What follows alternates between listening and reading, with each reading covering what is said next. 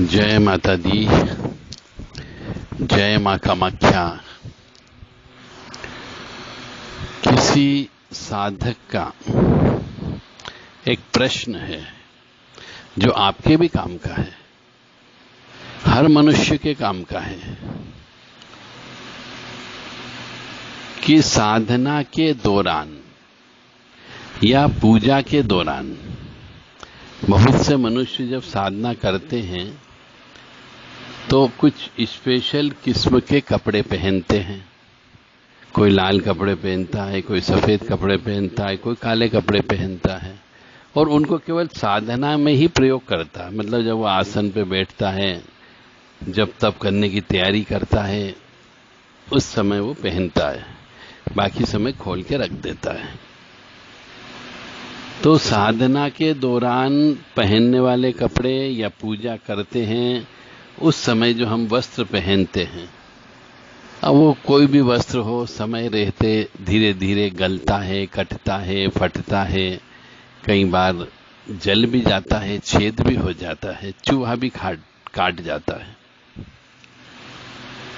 तो ऐसे वस्त्र जो साधना के दौरान पहने गए हों, पूजा के दौरान पहने गए हों और वो वस्त्र फटने से, कटने से, जलने से या पुराने हो गए, तो उनको किस प्रकार से रखना चाहिए। पुराने हैं, अब यूज नहीं कर रहे हैं, तो उनका क्या किया जाए। अब बात बड़ी साधारण सी है परंतु महत्वपूर्ण भी है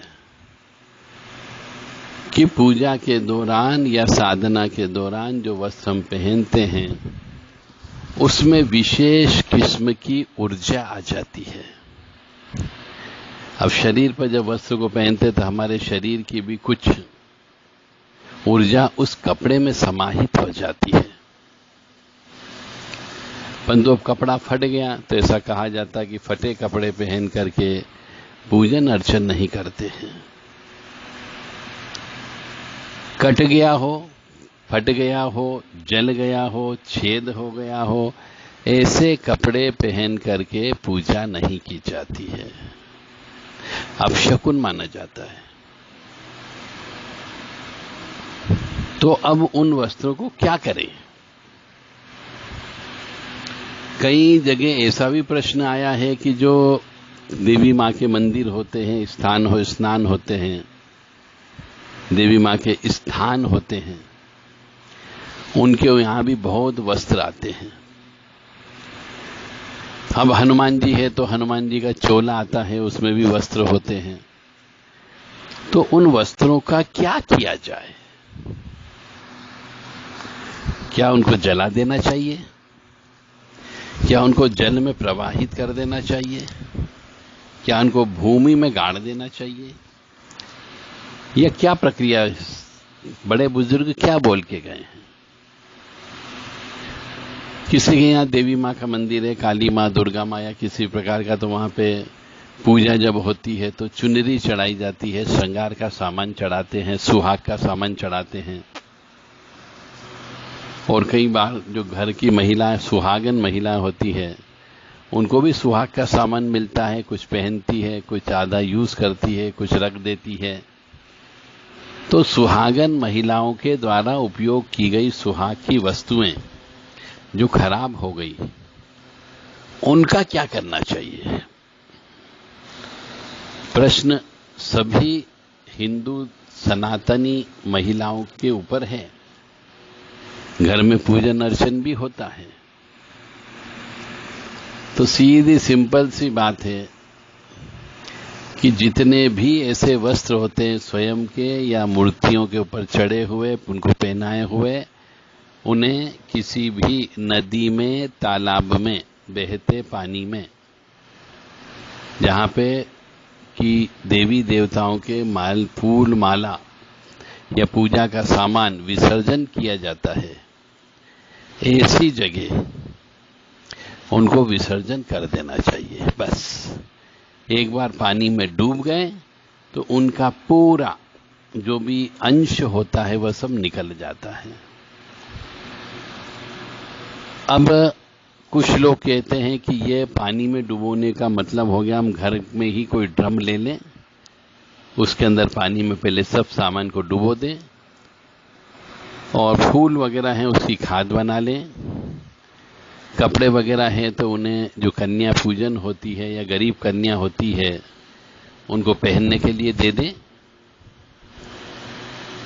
क्या करना चाहिए? तो हमारी भी सलाह यही है कि जो भी पूजा से संबंधित कपड़े होते हैं, मूर्तियों पर चढ़े हुए कपड़े होते हैं, उनको बार बार नहीं पहनाया जा सकता है। तो ऐसे मामलों में उन कपड़ों को किसी पवित्र जल डाल करके या नदी में ले जा करके पानी में डुबो करके उनको निकाल लो। निकालने के बाद में किसी गरीब सुहागन महिला को आप दान दे सकते हो ताकि वो उसका सदुपयोग कर ले। जलाना नहीं चाहिए, ऐसे भी नहीं फेंक देना चाहिए और बिना धोए बिना जल में डुबोए भी नहीं देना चाहिए। तो इस प्रश्न का उत्तर ये है जो आपको बताया गया है कि जल में डुबो दें, चाहे गंगा जी हो, नर्मदा जी हो, कावेरी हो, आसपास जो भी आपकी नदी बहती हो उसमें डुबो करके यदि कन्याओं को पहनने लायक हो तो कन्याओं को दे दी जाए। सुहागन उसको प्रयोग कर सकती हो तो सुहागन महिलाओं को नवरात्रि पे बांट देना चाहिए। अब हनुमान जी के वस्त्र हैं जैसे, अब वो कौन पहनेगा? तो उन्हें डुबो करके बाहर निकाल करके यूज कर सकते हैं, हाथ वगैरह पोंछने में यूज कर सकते हैं, मंदिर पोंछने में प्रयोग किया जा सकता है। और मनुष्य के जो साधक मनुष्य उसके कपड़े हैं, कट गए, फट गए, जल गए, छेद हो गए, तो उन कपड़ों का भी यही प्रक्रिया एडाप्ट करना चाहिए कि उन कपड़ों को गर्म पानी में सोडा सर्फ वगैरह डाल करके धो लें। जब अच्छे से धुल जाए तो उनकी कटिंग कर लें और उन कपड़ों को पूजा के रूम में पोंछने पांचने में उसका प्रयोग किया जा सकता है। जय माता दी, जय मां कामाख्या।